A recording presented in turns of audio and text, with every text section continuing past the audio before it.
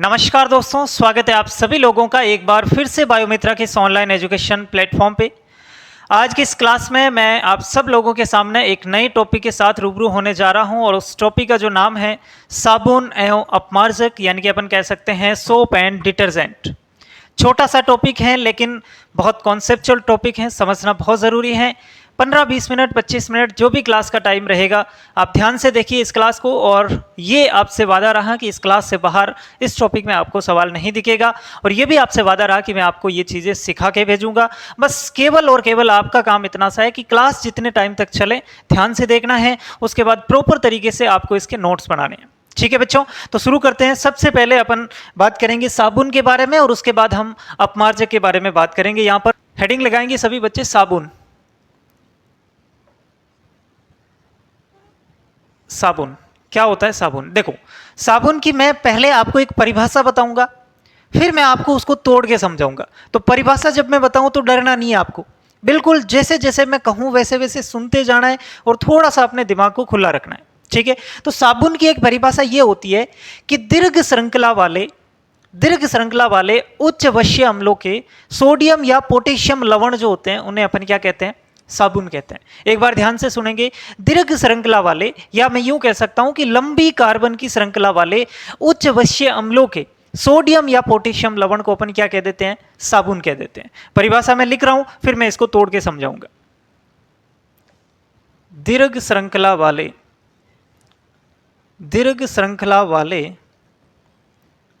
दीर्घ का मतलब लंबी, दीर्घ श्रृंखला वाले उच्च वश्य अम्लों, फैटी एसिड, उच्च वश्य अम्लों के सोडियम या पोटेशियम लवण जो होते हैं उसको अपन क्या कहते थे? सोडियम या पोटेशियम लवण जो होते हैं उसको अपन क्या कह देते हैं? साबुन कह देते हैं। ये बिल्कुल शॉर्ट एंड स्वीट परिभाषा है कि उच्च वश्य अम्लों के सोडियम या पोटेशियम के साथ जो लवण बनते हैं उसको अपन क्या कह देते हैं?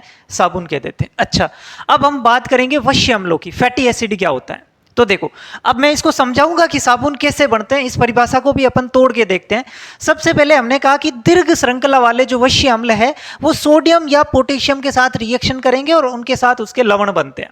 कैसे बनेंगे देखो, अब एक्चुअली में ये जो वश्य अम्ल है ना, ये वश्य अम्ल नहीं होता, यहां पर ट्राइग्लिसराइड बन जाता है। तो मैं इसको अगर रिएक्शन के फॉर्म में लिखना चाहूं तो यहां पे ये कह सकता हूं कि यहां पे ट्राइग्लिसराइड,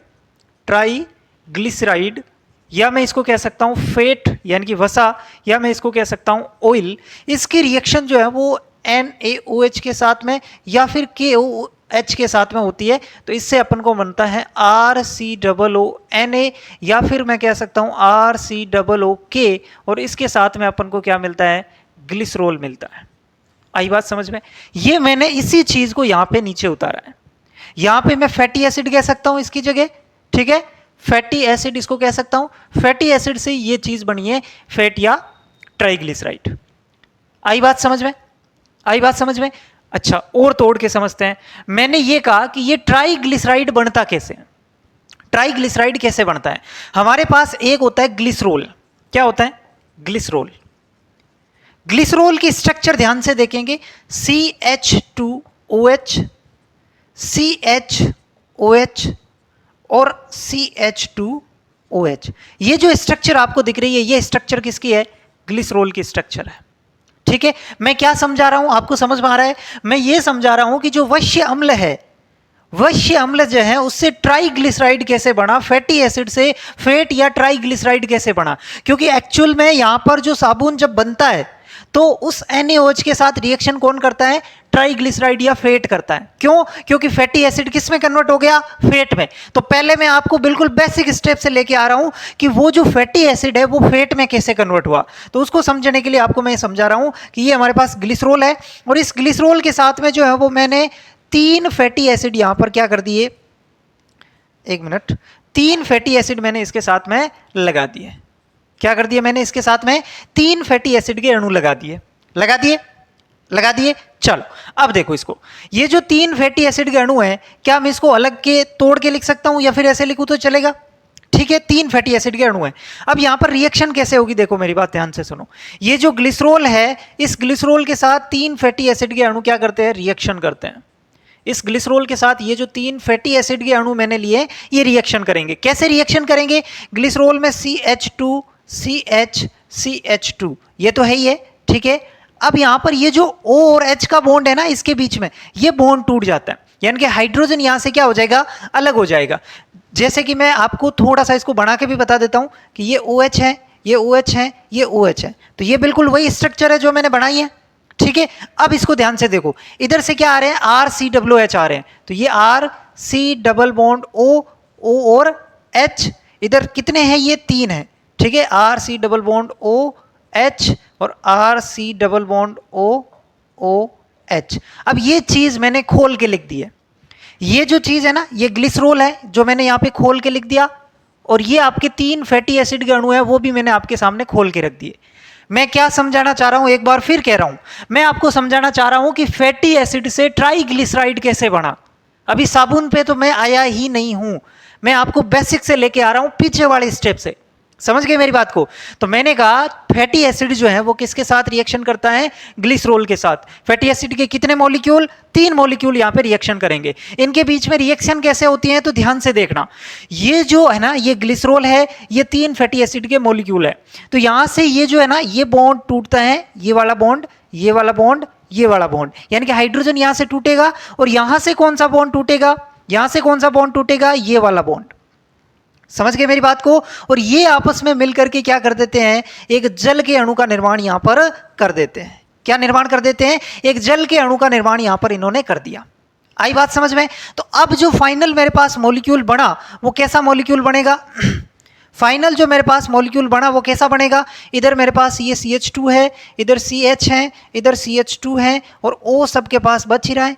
यहां से 3 जल के अणु निकल गए, तो यहां पे बचा क्या, इधर C डबल बॉन्ड OR, इधर भी C डबल बॉन्ड OR, और ये C डबल बॉन्ड OR, ये मेरे पास बना। और इसके साथ में साइड प्रोडक्ट के तौर पे मुझे क्या निकल गए, यहां पर 3 जल के अणु यहां से निकल गए, 1 2 और 3। तो ये जो मॉलिक्यूल बना है, ये जो कंपाउंड आपके सामने दिख रहा है, ये आपका क्या है, ट्राइग्लिसराइड है। ट्राइग्लिसराइड है, ये अपन कह सकते हैं फैट है। इतनी बात समझ में आई आपको? क्या इतनी बात आपको समझ में आई? दिख रहा है? पहले तो मैं ये देख लेता हूं, दिख रहा है ये आपको प्रॉपर? ठीक है, दिख रहा है। चलो, तो इसको मैं वापस समझाऊंगी, तुम्हें समझ में आ गया? ये बताओ पहले तो मेरे को, मैंने अभी तक केवल इतनी बात की है, ध्यान से सुनना, मैंने केवल इतनी बात की है कि जो साबुन होते हैं वो क्या होते हैं, साबुन दीर्घ श्रृंखला वाले वश्य अम्लों के सोडियम या पोटेशियम लवण होते हैं। ठीक है, ये परिभाषा लिख दी, इसको समझ में आई तो ठीक, नहीं आई तो कोई दिक्कत नहीं। फिर मैंने कहा कि ये जो वश्य अम्ल होते हैं, ये वश्य अम्ल पहले कन्वर्ट होते हैं फैट में, यानी कि फैट क्या होती है, जो ट्राइग्लिसराइड होता है वही तो फैट होता है ना। तो पहले वश्य अम्ल फैट में कन्वर्ट होगा, फिर उससे साबुन बनेगा। तो पहले अपन ये तो स्टेप समझे कि वश्य अम्ल से फैट कैसे बनता है, फैटी एसिड कैसे बनता है। तो वो मैंने समझाया कि जो फैटी एसिड है इसके 3 मॉलिक्यूल लेते हैं, और ये तीनों मॉलिक्यूल ग्लिसरॉल के साथ रिएक्शन करते हैं। कैसे रिएक्शन करते हैं ये देख लो, पूरी मैकेनिज्म।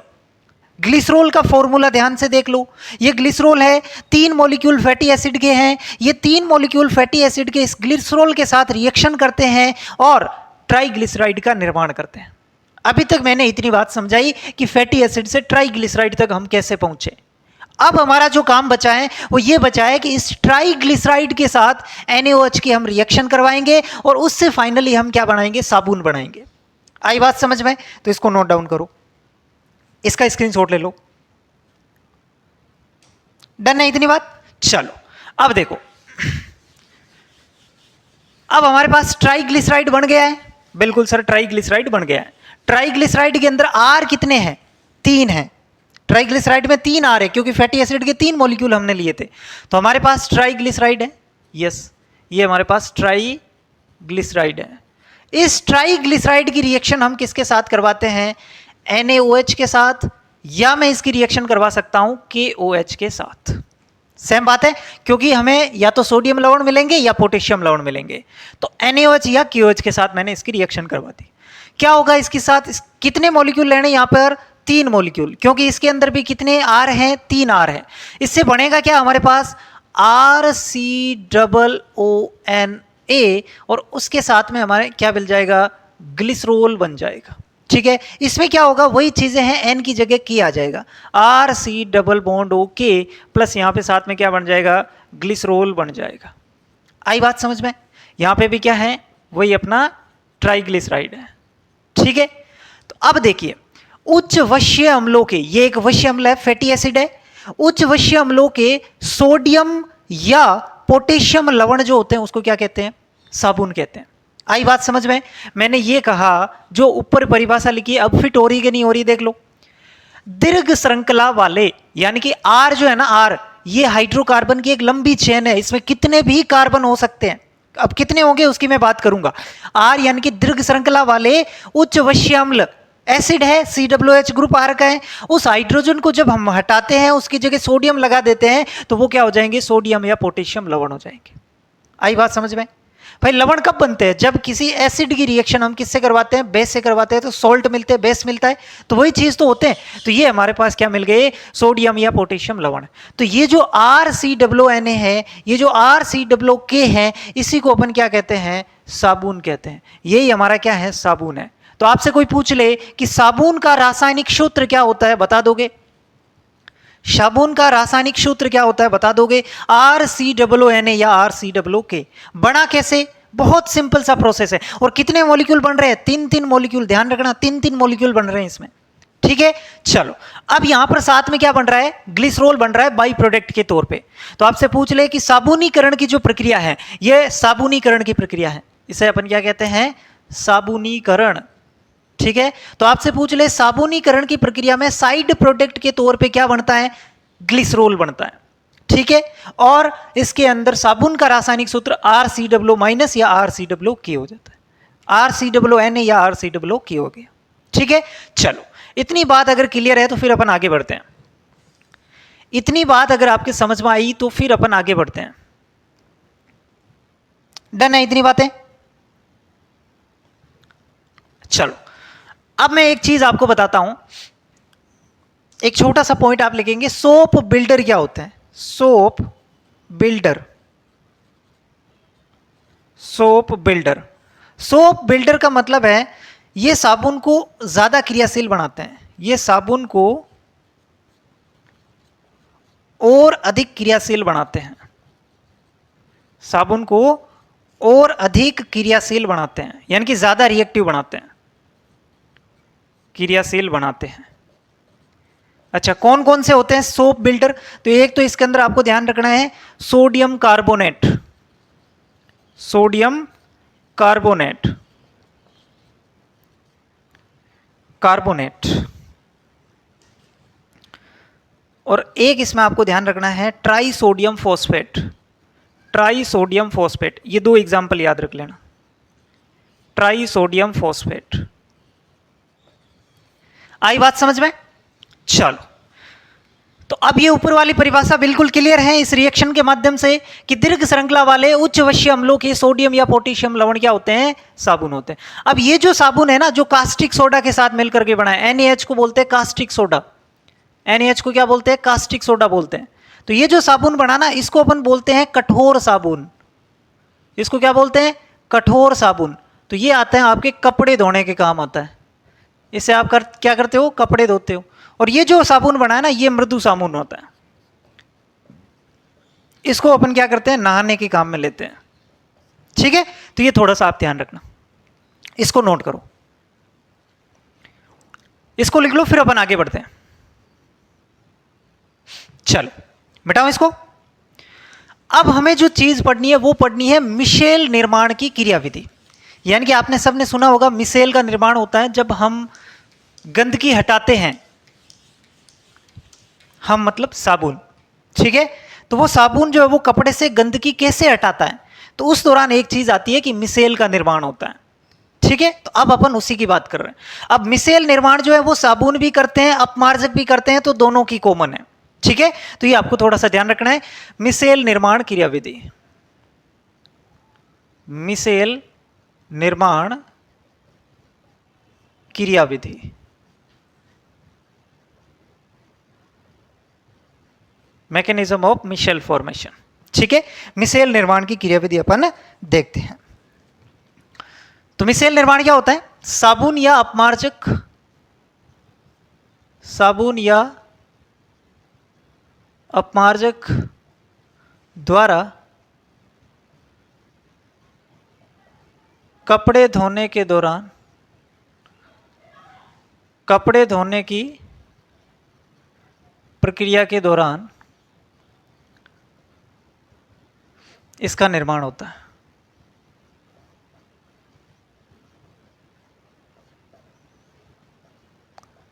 आई बात समझ में? साबुन या अपमार्जक के द्वारा कपड़े धोने की प्रक्रिया के दौरान जो है वो इसका निर्माण होता है, मिसेल का। अच्छा, अब मिसेल का निर्माण कैसे होता है, बड़े ध्यान से समझना, बहुत इंपॉर्टेंट कॉन्सेप्ट है। मुझे सबसे पहले ये बताओ कि साबुन का रासायनिक सूत्र क्या होता है। अभी हमने पीछे बात की, साबुन का रासायनिक सूत्र क्या होता है? साबुन का रासायनिक सूत्र क्या होता है? RCOONA। यही था साबुन का रासायनिक सूत्र, RCOONA। अब जैसे ही इस साबुन को मैं पानी में घोलूंगा, भाई जब कपड़े धोते हैं तो पानी में घुलता है साबुन, तो जैसे ही ये साबुन पानी में घुलेगा तो इस साबुन का जल में क्या हो जाएगा? आयनन हो जाएगा। इसका क्या हो जाएगा? आयनीकरण हो जाएगा, आयनाइजेशन हो जाएगा, यानी कि ये अपने आयनों में टूट जाएगा। ठीक है बात? जैसे ही इसको अपन क्या करेंगे, पानी में घोलेंगे, तो ये पानी में इसका क्या हो जाता है? पानी में इसका आयनीकरण हो जाता है। पानी में इसका क्या हो जाता है? आयनीकरण हो जाता है, यानी कि आयोनाइजेशन हो जाता है। आयनीकरण होगा। आयनीकरण का मतलब है आयनों में टूटना, आयनों में विभक्त होना। कैसे आयनों में विभक्त होगा? ये RCOO- और ये आपका Na+। इतनी बात समझ में आई? मैंने कहा मेरे पास क्या है? एक साबुन है। साबुन का रासायनिक सूत्र क्या है मुझे पता है, पहले पढ़ के आ चुका हूं, RCOONA। जैसे ही मैं इसको पानी में घोलूंगा, भाई कपड़ा धोऊंगा तो पानी में तो घुलेगा, तो पानी में जैसे ही ये घुलता है, साबुन के अणु में साबुन का जो मॉलिक्यूल होता है उसका क्या हो जाता है? आयोनाइजेशन हो जाता है, उसका आयनीकरण हो जाता है। कहने का मतलब है कि ये दो अलग अलग आयनों में टूट जाएगा। कोई भी सॉल्ट होता है, कोई भी कंपाउंड होता है, उसमें जो दो आयन होते हैं, एक धनायन होता है, एक ऋणायन होता है, एक पॉजिटिव चार्ज, एक नेगेटिव चार्ज, तो ये भी अपने आयनों में क्या हो जाता है? टूट जाता है। अच्छा, कौन से आयन बनेंगे? RCOO- और Na+। ये दो आयनों में टूट गया जैसे ही जल में घुला। ठीक है, हम पढ़ रहे हैं मिसेल का निर्माण कैसे होता है, ध्यान से सुनते जाना। अब देखो, ये जो Na+ है ना, ये Na+ अलग से पानी में पड़ा रहता है, मतलब अलग से पानी में पड़ा रहता है। मतलब यह है कि मिसेल निर्माण में इसका कोई योगदान नहीं है, यानी कि अब हम आगे से Na+ की बात नहीं करेंगे। Na+ का काम केवल इतना सा था कि इसको बैलेंस करके रखे, ये नेगेटिव है तो पॉजिटिव भी चाहिए, तो ये काम था। अब मिसेल निर्माण में इस Na+ का कोई योगदान नहीं है, तो इसको अपन यहीं पे ड्रॉप कर देते हैं। ठीक है, तो ये अलग से पानी में पड़ा रहता है, मिसेल निर्माण में कोई योगदान नहीं। मिसेल निर्माण में इसका कोई योगदान नहीं होता है। आई बात समझ में? ध्यान से समझते जाना, कोई योगदान नहीं होता है। ठीक है, चलो अब हमारे पास जो चीज बची वो क्या बची? RCOO, यही तो बचा। अब हमारे पास क्या बचा? RCOO- बचा। अब इस RCOO- को जब आप ध्यान से देखोगे तो इसके अंदर भी दो पार्ट है, एक हाइड्रोकार्बन की लंबी चेन और एक हमारे पास क्या बचा हुआ है? COO-। एक हाइड्रोकार्बन की लंबी चेन और एक हमारे पास COO-, दो पार्ट बचा हुआ है। तो एक तो पार्ट मेरे पास ये है और एक पार्ट मेरे पास ये है। समझ गए मेरी बात को? ये क्या है? हाइड्रोकार्बन की लंबी श्रृंखला। हाइड्रोकार्बन की लंबी श्रृंखला है। यस सर, ये हाइड्रोकार्बन की लंबी श्रृंखला है। और ये मेरे पास क्या है? आयनिक भाग है। ये मेरे पास क्या है? आयनिक भाग है। दो पार्ट मेरे पास अभी बचे हुए, एक तो R जिसको मैं कह सकता हूं हाइड्रोकार्बन की लंबी श्रृंखला, और एक COO- यानी कि आयनिक भाग। अब ये जो R है ना, हाइड्रोकार्बन वाली चेन, ये जो पार्ट है ये आपका हाइड्रोफोबिक होता है। कहने का मतलब इन दोनों में से एक हाइड्रोफोबिक है, एक हाइड्रोफिलिक है, एक जल रागी है, एक जल विरागी है। तो ये जो हाइड्रोकार्बन वाली चेन होती है ये क्या होती है? आपकी हाइड्रोफोबिक होती है। हाइड्रोफोबिक होती है। हिंदी में बात करूं तो इसको जल रागी कहते हैं, हिंदी में बात करूं तो इसको अपन क्या कहते हैं? जल विरागी। सॉरी, फोबिक का मतलब जल से डरना। और ये जो पार्ट है आयनिक भाग वाला, ये आपका क्या होता है? हाइड्रोफिलिक होता है। ये क्या होता है? हाइड्रोफिलिक होता है, यानी कि जल रागी होता है। यानी कि RCOO माइनस में से R वाला जो पार्ट है ये जल से डरता है, यानी कि ये जल से दूर रहेगा, और COO माइनस वाला जो पार्ट है ये जल से प्यार करता है, जल से स्नेह करता है, ये जल की तरफ रहेगा। समझ गए मेरी बात को? ये हाइड्रोफोबिक, ये हाइड्रोफिलिक। अब मेरी बात ध्यान से सुनो। जो भाग जल से प्यार करता है, जो भाग जल से जुड़ना चाहता है, वो तो जल से जुड़ जाएगा। जो भाग जल से दूर रहता है, जो भाग जल से डरता है, वो भाग कहां पे जाएगा? वो भाग जाएगा गंदगी के पास। और गंदगी एक्चुअल में क्या होती है? तेल, कोई ना कोई ऑयल होता है, वही हमारे इस कपड़े पे जम जाती है। ठीक है, तो सॉरी, तो कहने का मतलब बस इतना सा है कि हमारे पास दो चीजें हैं। एक तो हमारे पास पानी है और एक हमारे पास ऑयल है। ऑयल का मतलब डस्ट है, गंदगी है। ठीक है, तो अब दोनों में से एक के साथ में तो कौन जुड़ेगा? COO माइनस, और एक के साथ में R जुड़ जाएगा। अब COO माइनस किसके साथ जुड़ेगा? चूंकि ये जल रागी है, चूंकि ये हाइड्रोफिलिक है, तो ये किसके साथ जुड़ेगा? जल के साथ। और चूंकि ये जल विरागी है, तो ये किसके साथ जुड़ जाएगा? गंदगी के साथ। आई बात समझ में? ये जो हाइड्रोकार्बन की चेन होती है, ये आपकी कैसी होती है? नॉन पोलर होती है। ये कैसी होती है? आपके नॉन पोलर होती है, अध्रुवीय होती है, नॉन पोलर है। ठीक है, ये आपकी नॉन पोलर होती है। ठीक है, और आयनिक भाग जो होता है ये आपका क्या होता है? पोलर है। पोलर का मतलब ध्रुवीय है। ठीक है, अच्छा, ये जो R वाला पार्ट है ना, इसको अपन बोल देते हैं टेल। ये क्या होती है? टेल होती है, इसको बोलते हैं टेल, और इसको बोलते हैं हेड। देखो ये समझते जाना, बहुत अच्छे से समझ में आ जाएगा। सारी बातें मैं एक साथ इसलिए बता रहा हूं ताकि कंफ्यूजन नहीं हो, दोबारा भी बता दूंगा। अब इसको समझो, ये हमारे पास क्या है? ये हमारे पास क्या है? गंदगी है। ये हमारे पास क्या है? कोई डस्ट है जो कपड़े पर लगी हुई है। अब मिसेल का निर्माण कैसे होता है? ध्यान से सुनना। ये गंदगी है। हमारे पास जो साबुन है उसके अंदर दो पार्ट है। भाई देखो, साबुन ये था, साबुन जैसे ही जल में घुला आयनीकरण हो गया, Na वाला पार्ट अलग हो गया, क्योंकि मिसेल निर्माण में उसका कोई योगदान नहीं। अब हमारे पास बचा क्या? RCOO minus. फिर मैंने कहा RCOO माइनस में भी दो पार्ट है, एक हाइड्रोकार्बन की लंबी चेन जिसको मैं टेल कह रहा हूं, और एक COO माइनस वाला भाग जिसको मैं हेड कह रहा हूं। समझ गए मेरी बात को? तो ये हेड, ये टेल। टेल क्या होती है? हाइड्रोफोबिक होती है, यानी कि ये जल से क्या कर रही है? डर रही है। तो जल से डर रही है तो ये किससे जुड़ेगी? गंदगी से। और ये क्या होता है? जल रागी होता है, तो ये किससे जुड़ जाएगा? जल से जुड़ जाएगा। ठीक है, तो ये गंदगी है, ये क्या है? अपना डस्ट है। तो यहां पर एक इस प्रकार की स्ट्रक्चर बनती है, इस प्रकार की स्ट्रक्चर बनती है।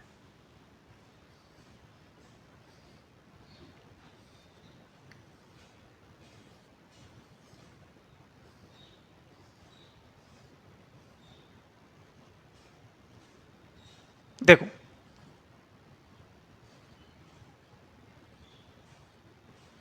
ये जो स्ट्रक्चर बनी है इसको अपन क्या कह देते हैं? मिसेल कह देते हैं। आई बात समझ में? ये हमारे पास क्या है? ये सर हमारे पास गंदगी है, डस्ट है। ठीक है, ऑयल है। ठीक है, ये वाला जो पार्ट है, ये वाला पार्ट है टेल। टेल का मतलब हाइड्रोकार्बन की चेन, हाइड्रोकार्बन की चेन। अब ध्यान से देखो, हाइड्रोकार्बन की चेन क्या होती है? हाइड्रोफोबिक, यानी कि जल से ये दूर रहेगी तो किससे अटैच होगी? गंदगी से। तो देख लो ये पार्ट कहां से जुड़ रहे हैं? गंदगी से। और ये वाला जो पार्ट होता है, ये वाला पार्ट, इसको अपन बोलते हैं हेड। और ये क्या होता है? COO माइनस होता है, यानी कि यहां पे सारे क्या हैं? नेगेटिव है। तो कहने का मतलब सिंपल सा इतना सा है कि यहां पर टेल वाला जो पार्ट है वो अंदर की तरफ रहेगा और हेड वाला पार्ट बाहर की तरफ रहेगा। टेल वाला पार्ट कौन सा है? हाइड्रोकार्बन की चेन, वो अंदर की तरफ रहेगी, डस्ट की तरफ रहेगी। टेल जो है वो क्या करती है? डस्ट के अंदर घुसती है। और जो हेड वाला पार्ट है, COO माइनस है, वो बाहर की तरफ किससे जुड़ा हुआ रहेगा? जल से जुड़ा हुआ रहेगा। और इस प्रकार से ये टेल इस डस्ट के साथ जुड़ती है और इस डस्ट को यहां से हटा लेती है, रिमूव कर लेती है। समझ गए मेरी बात को? यही मिसेल है, इसी को अपन क्या कहते हैं? मिसेल।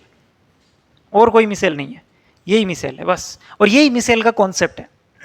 अब आपको समझ में कितना आया ये आपको देखना है। समझ में आई बात कि नहीं है? ये हेड है, ये इसकी टेल है। हेड क्या है? बाहर की तरफ है। टेल क्या है? अंदर की तरफ डस्ट से जुड़ी हुई है। ठीक है, एक बार मैं वापस समझा दूं, वापस समझा दूं? चलो वापस समझा देता हूं। मिसेल निर्माण की क्रियाविधि हम पढ़ रहे हैं। मैंने सिंपल सी बात की, मैं साइड हो जाता हूं, केवल बोलता हूं, ठीक है? आप इसको देखते रहना। मैंने कहा मिसेल निर्माण की क्रियाविधि हम देख रहे हैं। मिसेल होता क्या है? जब भी हम कपड़े धोते हैं साबुन या अपमार्जक से, तो उस प्रक्रिया के दौरान मिसेल का निर्माण होता है, यानी कि गंदगी को हटाने के लिए मिसेल बनता है। सिंपल सी बात है, ठीक है? अब मिसेल बनता कैसे है, इसको ध्यान से सुनना। हमारे पास क्या है? साबुन है। साबुन का रासायनिक सूत्र क्या है? RCOONA, यही है, ठीक है? यही है। अब जैसे ही साबुन को हम पानी में घोलेंगे तो पानी के अंदर इसका आयनीकरण हो जाता है, यानी कि ये अपने आयनों में टूट जाएगा। दो आयन में टूटेगा। वो दो आयन कौन से होंगे? एक RCOO- और एक आपका Na+। क्लियर? अब ये जो Na+ आयन है, इसका कोई योगदान नहीं है मिसेल निर्माण में, यानी कि Na+ का योगदान केवल इसको बैलेंस करना था, ये अलग से पानी में पड़ा रहता है, ठीक है? अब हमारे पास जो पार्ट बचा वो क्या बचा? RCOO-। मैंने कहा अगर मैं RCOO- को भी ध्यान से देखूं तो इसके अंदर दो पार्ट है, एक R और एक COO-। R यहां पे क्या चीज है? R यहां पर हाइड्रोकार्बन की एक चेन है। हाइड्रोकार्बन की एक चेन है, मतलब बहुत सारे कार्बन लगे हुए हैं, लंबे 17-15 जितने भी हो सकते हैं। और COO- क्या है? एक अलग आयनिक पार्ट है। दो भाग हो गए। मैंने कहा R जो है वो हाइड्रोकार्बन की चेन और COO- आयनिक भाग हो गया। इतनी बात क्लियर है? बिल्कुल सर। अब मैंने कहा कि ये जो भाग है दोनों, इसमें से एक हाइड्रोफोबिक होगा और एक हाइड्रोफिलिक होगा, यानी कि एक जल से प्यार करेगा, एक जल से डरेगा। अब जो जल से प्यार करेगा वो तो किससे जुड़ जाएगा? जल से जुड़ जाएगा। और जो जल से डरेगा वो किसके साथ जुड़ेगा? ऑब्वियसली बात है, किसके साथ जुड़ेगा? गंदगी के साथ जुड़ेगा, ऑयल के साथ जुड़ेगा, क्योंकि हमारे पास दो चीजें हैं, एक तो जल और एक ऑयल। तो ये भी क्लियर है कि इन दोनों में से एक को जल के साथ जुड़ना है, एक को गंदगी के साथ जुड़ना है। अब जल के साथ जो हाइड्रोफिलिक है वो जल के साथ जुड़ जाएगा, और जो हाइड्रोफोबिक है वो किसके साथ जुड़ जाएगा? आपके गंदगी के साथ जुड़ जाएगा। अब यहां पे मिसेल निर्माण के दौरान स्ट्रक्चर कैसी बनती है? ये कोई डस्ट पार्टिकल है। अब ये जो साबुन के मॉलिक्यूल है, ये साबुन के मॉलिक्यूल इस डस्ट को चारों ओर से घेर लेते हैं। साबुन के कई सारे मॉलिक्यूल, ये भी एक मॉलिक्यूल, ये भी मॉलिक्यूल, कई सारे मॉलिक्यूल इस डस्ट पार्टिकल को घेर लेते हैं। अब कैसे घेरते हैं? तो इसका हेड वाला जो पार्ट है वो तो रहता है बाहर की तरफ, जल से जुड़ा हुआ, और इसका जो टेल वाला पार्ट है वो अंदर की तरफ रहता है, ठीक है ना? हेड वाला जो पार्ट है वो तो क्या रहता है? बाहर की तरफ रहता है, और जो टेल वाला पार्ट है वो आपका क्या रहता है? अंदर की तरफ यहां पर रहता है, और वो आपका गंदगी से जुड़ जाता है। आई बात समझ में? यही है बस। तो इसको आप लिख सकते हैं कि ये हेड है और ये टेल है। तो टेल जो है ये तो रहती है आपके अंदर की तरफ, ये आपकी रहती है अंदर की तरफ, और ये हेड रहता है आपका बाहर की तरफ।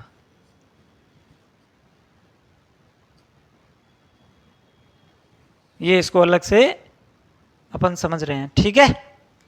ये आपको ध्यान रखना है। तो ये तो किससे जुड़ेगा? हाइड्रोफोबिक पार्ट किससे जुड़ेगा? गंदगी से। ये किससे जुड़ेगा? गंदगी से।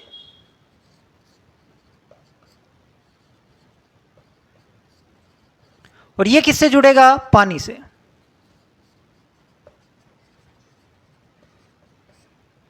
ये पानी से जुड़ता है, ठीक है बच्चों? तो इसका स्क्रीनशॉट ले लो आप, ये आपका कंप्लीट। एक छोटी सी चीज मैं और बता देता हूं, क्रांतिक मिसेल सांद्रता। ये ऊपर वाला मिटा दूं मैं, पहले स्क्रीनशॉट ले लो। एक छोटी सी चीज मुझे और बतानी है। एक नाम आता है क्रांतिक मिसेल सांद्रता। क्रांतिक मिसेल सांद्रता,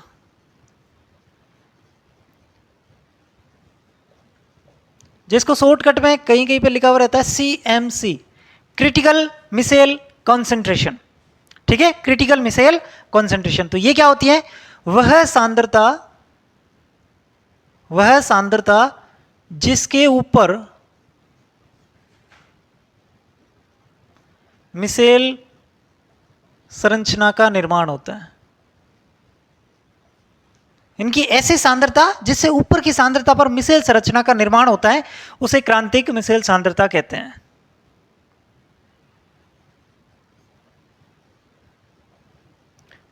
तो ये भी इसके अंदर आपको नोट डाउन कर लेना है, ठीक है? चलो ले लो, इसका स्क्रीनशॉट ले लो, फिर अपन आगे बढ़ते हैं। मिटाओ इसको। चलो अब एक छोटी सी बात और सुन लो। ये जो मैंने कहा ना R एक हाइड्रोकार्बन की लंबी चेन होती है, तो यहां पे R की जगह क्या क्या हो सकता है इस साबुन में, वो अपन थोड़ा सा देख लेते हैं।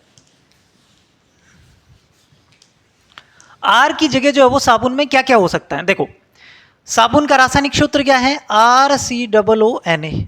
तो ये जो R है ये क्या है? एक हाइड्रोकार्बन की लंबी चेन है, पता ही है अपन को, हाइड्रोकार्बन की लंबी श्रृंखला है। तो ये लंबी जो श्रृंखला है इसमें क्या क्या हो सकता है आर की जगह? तो देखो, आर की जगह यहां पर C17H35 भी हो सकता है, आर की जगह यहां पर C17H33 भी हो सकता है, और यहां पर आर की जगह C15H31 भी हो सकता है। अगर C17H35 है तो इसको अपन क्या नाम दे देंगे? Stearic acid. इसको क्या नाम दे देंगे? स्टीरिक अम्ल, ठीक है, या स्टीरेट। और यहां पे क्या हो जाएगा? ये आपका ओलिक अम्ल, इसके पीछे COOH लगा देंगे तो क्या हो जाएगा? अम्ल हो जाएगा, ओलिक अम्ल। और ये हो जाएगा आपका पामीट्रिक अम्ल, पामीट्रिक अम्ल, ठीक है। तो अब जैसे इसे फॉर्मूला बनाना चाहूं तो साबुन कई तरीके के हो सकते हैं। जैसे कि मान लो आर की जगह ये C17H35 है तो फॉर्मूला ऐसे बनेगा C17H35 COONA। ये स्टीरेट से बना साबुन है। ये किससे बना हुआ है? स्टीरेट से बना साबुन है। मान लो ओलिक अम्ल से साबुन बनेगा तो C17H33 COONA। जैसे पामीटिक से बन रहा है तो C15H31 COONA। समझ गए मेरी बात को? तो ये साबुन कैसे बनता है मैंने आपको बता दी। तो ये थोड़ा सा ध्यान रख लेना है कि हाइड्रोकार्बन की जो लंबी चेन हम बार बार चिल्ला रहे थे वो होती क्या है। ठीक है, इतनी बात समझ में आई? चलो, अगर आपको इतनी बात समझ में आई तो फिर अपन आगे बढ़ते हैं और हम बात करेंगे अपमार्जक की। अब अपन बात करेंगे अपमार्जक की। बैठाओ इसको। चलो, अब हेडिंग लगाएंगे अपमार्जक या डिटर्जेंट। अपमार्जक या डिटर्जेंट।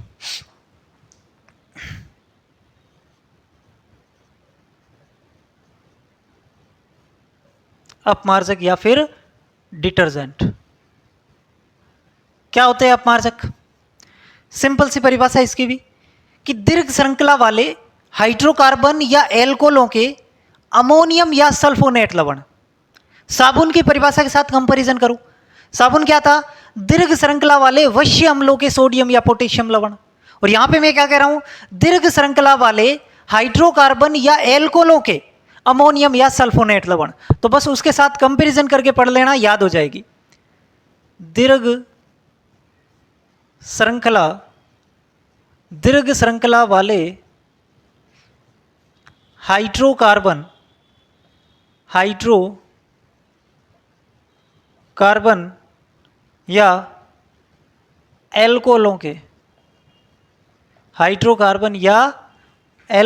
के अमोनियम या सल्फोनेट लवण, अमोनियम या सल्फोनेट लवण, इसको बोलते हैं अपमार्जक। साबुन के साथ कंपैरिजन करो, देखो, दीर्घ श्रृंखला वाले वश्य अम्लों के सोडियम या पोटेशियम लवण, यानी कि जहां पर वश्य अम्ल आ रहा है वहां पे क्या कर देना? हाइड्रोकार्बन, और जहां पर सोडियम या पोटेशियम आ रहा है वहां पे अमोनियम या सल्फोनेट कर देना है। ये दोनों में अंतर है बस, बाकी परिभाषा का जो एग्जैक्ट स्ट्रक्चर है वो सेम है, ठीक है। तो ये तो हो गया अपमार्जक। अब अपमार्जक जो होते हैं ना, ये 3 प्रकार के होते हैं। अपमार्जक 3 प्रकार के होते हैं, वो प्रकार अपन को देखने हैं। कौन कौन से होते हैं? एक होता है अपने पास धनायनिक अपमार्जक। कैसा होता है? कैटायनिक। एक होता है अपने पास ऋणायनिक अपमार्जक, धनायनिक अपमार्जक। एक होता है ऋणायनिक अपमार्जक, और एक होता है अनआयनिक, यानी कि जिसपे कोई आयन नहीं है, अनआयनिक अपमार्जक। ये 3 प्रकार के अपमार्जक हमारे पास हैं, धनायनिक, ऋणायनिक और अनायनिक। क्या है? ये अपमार्जक है, ठीक है। धनायनिक अपमार्जक, ऋणायनिक अपमार्जक और अनायनिक अपमार्जक। अब पहले मैं एक एक लाइन लिखवा रहा हूं, उसको सुन लेना, उसके बाद इसके अंदर मैं आपको अच्छी चीज बताऊंगा। देखो, धनायनिक अपमार्जक क्या होते हैं? या तो एमिनो के एसीटेट जो होते हैं, या तो होते हैं एमिनो के एसीटेट, या क्लोराइड आयन या ब्रोमाइड आयनों के साथ बने चतुष्क लवण। क्लोराइड आयन या ब्रोमाइड आयनों के साथ बने चतुष्क लवण, ये जो चीज होती है वो होते हैं धनायनिक अपमार्जक, ठीक है। ऋणायनिक अपमार्जक क्या होते हैं? दीर्घ श्रृंखला वाले हाइड्रोकार्बन के, दीर्घ श्रृंखला वाले हाइड्रोकार्बन के सल्फोनेटेड व्युत्पन्न सोडियम लवण। मुझे पता है आपको ये दोनों बातें समझ में नहीं आई, मुझे पता है, लेकिन मेरे को आप पहले ध्यान से सुनो। मैंने कहा एक होते हैं धनायनिक अपमार्जक, एक होते हैं ऋणायनिक और एक अनायनिक। यहां पे आपसे सवाल क्या पूछेगा? सवाल आपसे पूछेगा कि निम्न में से कौन सा धनायनिक है और कौन सा ऋणायनिक है। अपमार्जक में से आपसे पूछा जा सकता है कि धनायनिक कौन सा है और ऋणायनिक कौन सा है, यही पूछेगा। ठीक है, तो इसकी पहचान बहुत सिंपल सी है, बहुत सिंपल सी पहचान है कि अगर उसके रासायनिक नाम में अमोनियम शब्द दिख जाए, कौन सा शब्द? अमोनियम शब्द दिख जाए, तो आपका कौन सा हो जाएगा? धनायनिक अपमार्जक। सोचना ही नहीं है। अगर आपको उसके अंदर अमोनियम शब्द दिख जाए, क्लोराइड या ब्रोमाइड शब्द दिख जाए, क्लोराइड या ब्रोमाइड शब्द दिख जाए, वो आपका कौन सा होगा? धनायनिक अपमार्जक। और अगर उसके रासायनिक नाम में सल्फोनेट या अपन कह सकते हैं सल्फेट, ये शब्द दिख जाएं, तो वो कौन सा हो जाएगा? ऋणायनिक। अब तो समझ लोगे, अब तो पहचान लोगे। दो नाम ही ध्यान रखने बस। अगर कोई अपमार्जक है, अब भाई इतना तो पता है अपमार्जक है, तो अपमार्जक में आपसे पूछेगा धनायनिक कौन सा, ऋणायनिक कौन सा है, पहचान तो लोगे, कुछ करना ही नहीं है। अगर उसके अंदर अमोनियम शब्द दिख जाए, एक ही बात याद रखनी, अगर उसमें अमोनियम शब्द दिख जाए, धनायनिक अपमार्जक। और अगर उसके अंदर सल्फोनेट या सल्फेट शब्द दिख जाए, तो वो आपका कौन सा हो जाएगा? ऋणायनिक अपमार्जक। क्लियर? ठीक है। अच्छा, एग्जाम्पल के लिए मैं बात करूं तो इसके अंदर एग्जाम्पल के मैं अगर मैं बात करूं तो धनायनिक अपमार्जक और ऋणायनिक अपमार्जक, इसके अंदर आप देखो सोडियम लोरिल सल्फेट, ये एक अपमार्जक है। सोडियम लोरिल सल्फेट, सोडियम बेंजीन, या अपन कह सकते हैं सोडियम डूडेसिल बेंजीन सल्फोनेट। समझ गए मेरी बात को? तो अब इसके अंदर ध्यान से देखो, क्या इसके अंदर सल्फेट या सल्फोनेट शब्द दिख रहा है? इसका मतलब कौन सा हो गया? ऋणायनिक। ठीक है। इसके अंदर सेंट्रिल ट्राइमेथिल अमोनियम ब्रोमाइड, ये एक ही नाम है, ध्यान रखना, अमोनियम ब्रोमाइड। तो क्या इसमें अमोनियम नाम दिखा? यस। और अमोनियम नाम दिखते ही कौन सा आ जाएगा? धनायनिक। क्या इसमें सल्फेट या सल्फोनेट नाम दिखा? यस। तो कौन सा आ जाएगा आपका? ऋणायनिक। बताओ अब क्लियर हुआ कि नहीं हुआ? अब चीजें क्लियर हुई कि नहीं हुई? ये तो मान लो स्टेटमेंट दे के आ जाए तब आपको थोड़ा सा ध्यान में रखना है, लेकिन एक्चुअल में अगर आपसे एग्जाम्पल पूछे तो ये आपको ट्रिक ध्यान रखनी है। और ये 2-3 एग्जाम्पल इनमें से ही आपसे पूछेगा, कोई ज्यादा नहीं है। ठीक है बच्चों? चलो अब देखो, अब इसके यूज में आपको, इसके अंदर अनायनिक में कुछ भी नहीं है, अनायनिक में आपसे कुछ नहीं पूछेगा, इतना सा ध्यान रख लेना इसका यूज क्या है। तो इन तीनों के यूज में बता देता हूं। कहां पे बताऊं? यहां पे बता दूं, ऊपर लिख दो इनके यूज। चलो, जैसे कि ये 3 है हमारे पास कितने हैं? 3 है, 1 2 3। इन तीनों के यूज अपन देख रहे हैं।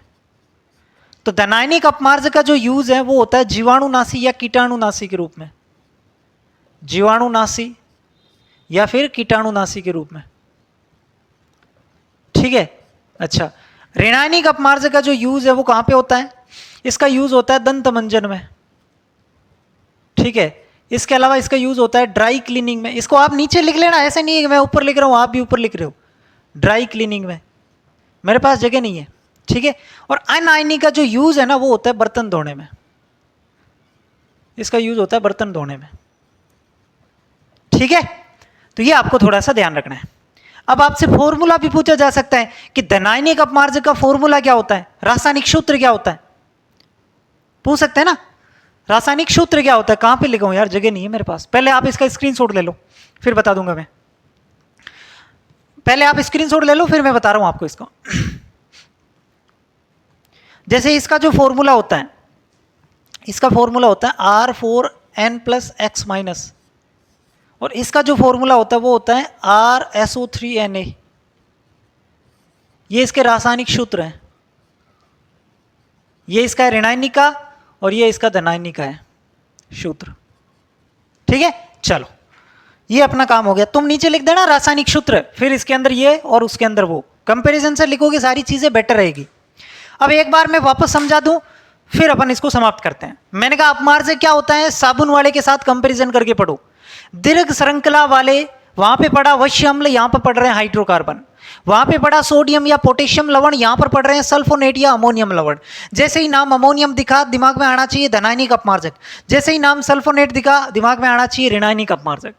ठीक है, तो दीर्घ श्रृंखला वाले हाइड्रोकार्बनों के अमोनियम या सल्फोनेट लवण क्या होते हैं, अपमार्जक होते हैं, या तो अमोनियम लवण या सल्फोनेट लवण। मैंने कहा 3 प्रकार के होते हैं, धनायनिक, ऋणायनिक और अनायनिक। कैसे, ये आपको स्टेटमेंट अगर देखे तो आपको थोड़ा सा ध्यान रखना है कि ये एमिनो के एसीटेट या फिर क्लोराइड ब्रोमाइड आयनों के साथ बने चतुष्क लवण, और ये आपके वही लगभग सेम परिभाषा है, सल्फोनेट लवण होते हैं। ठीक है, अच्छा अब इसके अंदर ध्यान रखना, पहचान जो सबसे महत्वपूर्ण है, इसमें अमोनियम शब्द जैसे भी दिखे आपको अपमार्जक में वो धनायनिक का उदाहरण, और जैसे ही आपको क्या नाम दिखे, जैसे ही आपको क्या नाम दिखे सल्फोनेट या सल्फेट नाम दिखे ऋणायनिक। ठीक है, फिर इनके सूत्र क्या होते हैं वो मैंने आपको इनके सामने लिख दिए, क्योंकि इसमें सल्फोनेट दिखेगा सूत्र में और यहाँ पर अमोनियम दिखेगा। समझ गए, यहाँ पर X का मतलब हैलोजन है, तो क्लोराइड या ब्रोमाइड के साथ बने आयन होते हैं, तो ये आप इससे पता लगा सकते हैं इसके फॉर्मूले। ये था इसके अंदर आपको ध्यान रखना। तो ये था हमारा सोप एंड डिटर्जेंट यानी कि साबुन एवं अपमार्जक वाला टॉपिक, जिसको हमने बिल्कुल नस्ते नाबूद कर दिया है। आपको कैसा लगा कमेंट में ज़रूर बताएंगे, मैं इसका इंतज़ार करूंगा। और अगले किसी वीडियो में अपन एक नए टॉपिक के साथ मिलते हैं। तब तक के लिए आप सभी लोगों का स्नेह, प्यार, सपोर्ट यूं ही बना रहे, ऐसी मैं आशा करता हूं। धन्यवाद।